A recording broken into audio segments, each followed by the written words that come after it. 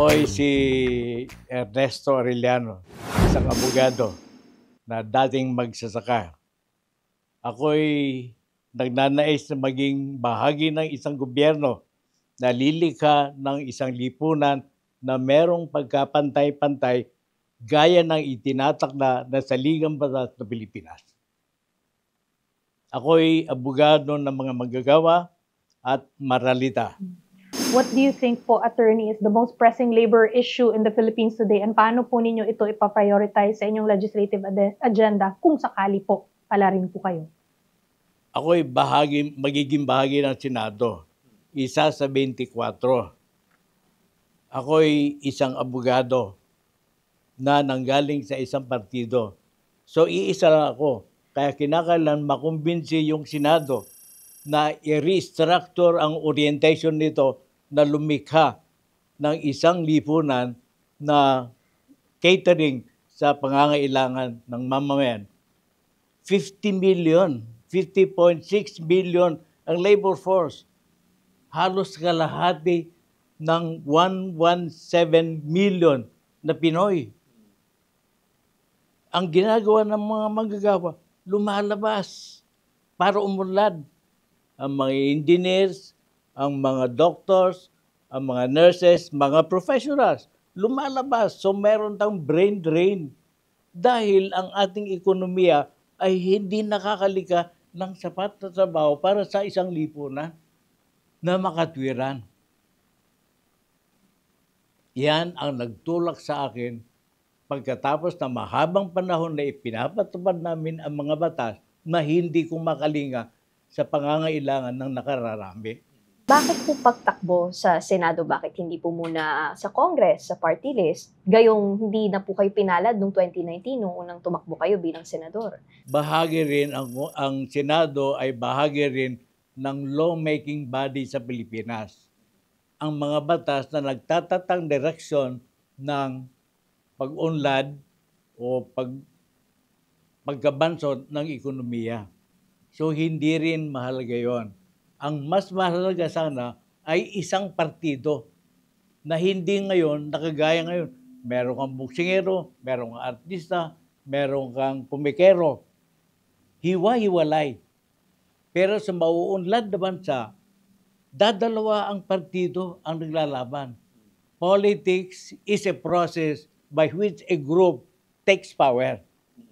So papalitan din niya ang gobyerno para alinsunod sa patakaran, prinsipyo ng pag-unlad ng lipunan, lilikha ng mga batas. Ito gusto ko. Pero isa ka. Meron kang more than 120 na legislators sa lower house. 24. Kinakailan makontrol mo yung mayorya. Tama po ba ang basa ko, attorney, na pag kayo ay naupong senador, isusulong ho ninyo ang federalismo o di kaya pagbabago ng konstitusyon ng saligang batas? Totoo, itutulong ko yan. Dahil magkakaroon ng oportunidad ang mga local government na mag-develop batay sa sarili ng resources. Hindi Imperial Manila ang nagtatakda kung saan ang direksyon ng pag-unlad ng lipunan.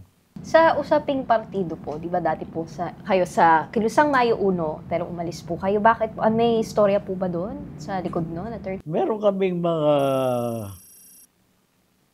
ideological disagreements. The relation between the mass movement and the underground movement. So, hindi kami nagkasundo. Dahil hindi nagkasundo, naging historical moment yung pagbagsak ng Berlin Wall noong 1989. 1990, itinayo namin ang LAWIN, Labor Advocate for Workers' Interest.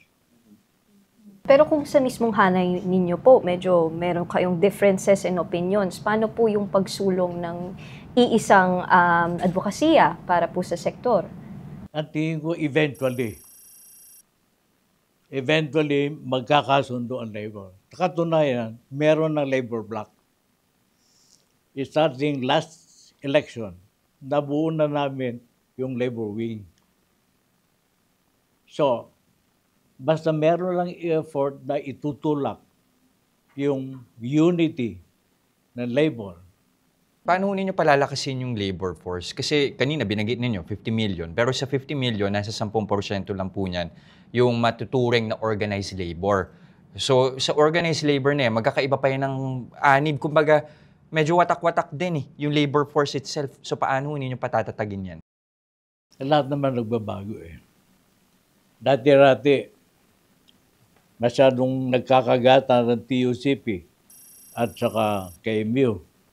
FFW at KMU. Pero ngayon, meron na speaking terms. Yung amin,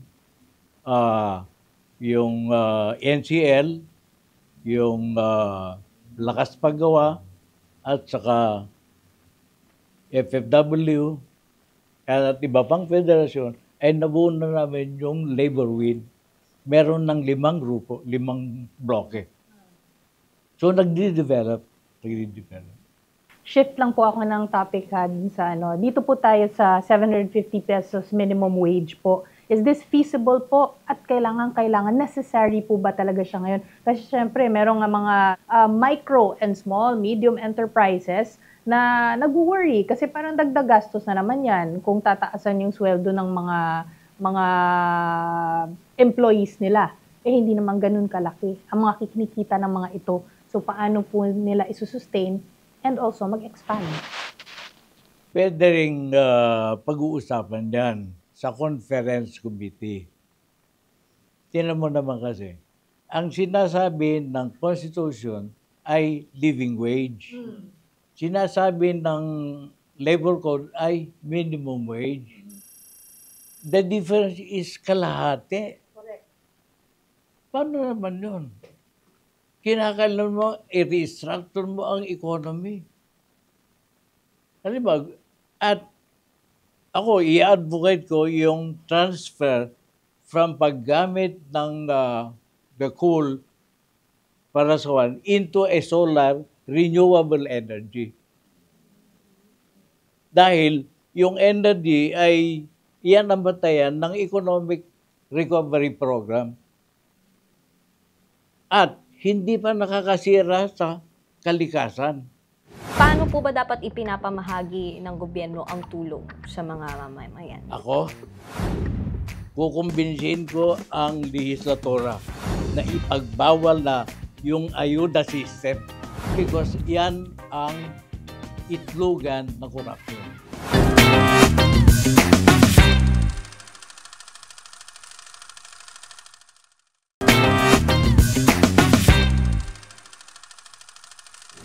Paano natin i-address yung mga concerns ng mga MSMEs po na hindi nila kakayanin itong minimum wage, much less living wage? Pwede rin ikwan mo stratify mo yun eh. Sorry, paano po? Halimbawa, Parang staggered, ganun ba? Paano po exactly? Para By- maintindihan po. meron ng graduation. Itong kumpanya na ganito ang capitalization at ito ang income ay ganito. Itong workforce ay ganito. Kaya kailan meron ding escalated na sahod. So not necessarily, kung depende sa kita mo, kung kaya mo, pag i-review, kaya mo ng 750, kailangan mo magbigay ng Ginagawa ng 750. labor yan, Oo. usually. So hindi kailangan nationalized ang minimum wage or ang living wage. Nationalize, ibig sabihin, sa lahat ng regions.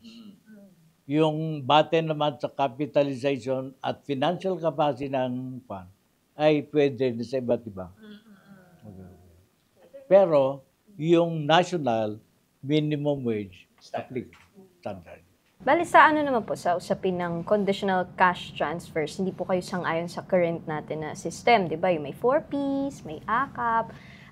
Paano po ba dapat ipinapamahagi ng gobyerno ang tulong sa mga mamamayan? Ako, kukumbinsin ko ang lehislatura na ipagbawal na yung ayuda system. Because yan ang itlogan ng korupsyon. Last 2 days ago sa UP, sa Diliman. Ang haba-haba yung pila. Nandoon maghihintay ng ayuda. Saan lang galing yung pera? Galing din sa kanila. Buhis yan eh. Budget yan na tinanggal, inilagay sa ayuda. Budget ng education, budget ng public works, budget ng iba't ibang department. So, paano po Ano pong dapat? alternatibo natin? Kasi malaki din ho ang naitutulong ng tanggapin natin, lalo na sa mga kapatid natin na wala ho talagang kakayahan. Kung itaas mo ang sahod at gawin mo yung economy mo na nakakapagbigay ng trabaho sa marami. So, trabaho po, hindi ayuda. Ang trabaho ang susi. And then, i-legislate mo na yung mga benefits, yung health, yung social benefits, legislate, hindi yung ayuda. Pag yung ayuda system is you are maintaining the status of poverty, para binibigay mo. Alam mo, yung 4Ps, sinasabi, pantawid. 10 taon na hindi ba nakatawid? Nasaan? Dahil corruption lang yan. Bakit mo inalin sa budget at inilagay mo na pondo na ipamimigay? Pera naman nila yan. Bakit mo ibibigay na ayuda? Bakit hindi mo isama sa budget? Kailangan po talaga itong malaman ng mga manonood po natin, no, bakit po kayo ay karapat-dapat na iboto sa midterm elections nitong Mayo.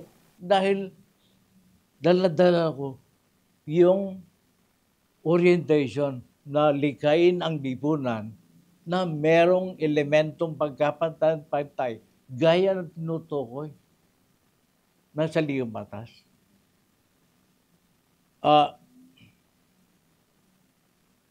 Mag-contribute ako sa pagre-restructure ng politics na hindi personal.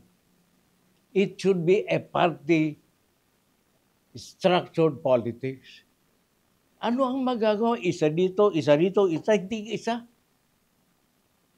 Yung nung pagpasok namin dito, ang dami-dami ng mga supermen, 3, Superman, si Thor, at saka yung isa, 3. Hindi pwede na yun. Yan ay isang panaginip na yun.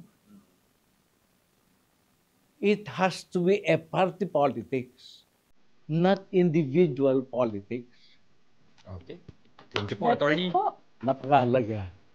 At yung mga tanong ay very, very relevant sa development ng Pilipinas. At nagpapasalamat ako sa inyong station na nagbigay ng pagkakataon na ilahan yung aming programa. Malaking tulong. Sana maulit at maipamahagi yung interview kanina.